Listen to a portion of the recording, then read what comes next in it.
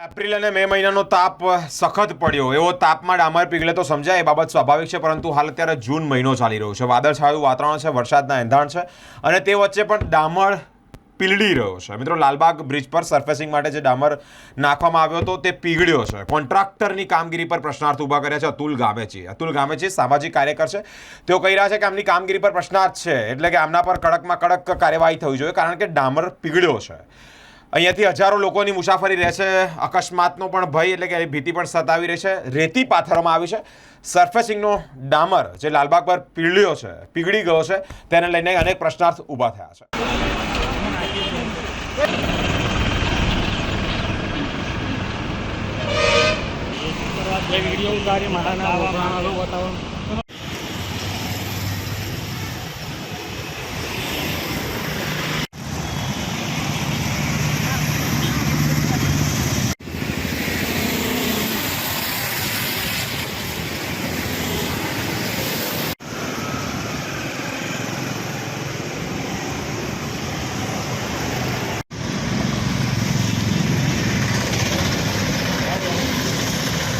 વડોદરા શહેરનો લાલબાગ ઓવરબ્રિજ છે અને આ ઓવરબ્રિજ હમણાં જ નવું કામકામ કરવામાં આવેલું, રોડ બનાવવામાં આવેલો.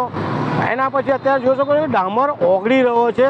લોકોને જે ગાડીઓ લઈ જાય છે તકલીફો પડી રહી છે. જો ચાલતા જઈએ તો ડામર બૂટમાં ચોંટી જાય છે. અને જે રીતના કામગીરી કરવામાં આવી છે કોન્ટ્રાક્ટર દ્વારા, રેતી પાથરવામાં નથી આવી, તેના કારણે ડામર અત્યારે લોકો એના કારણે હેરાન થઈ રહ્યા છે.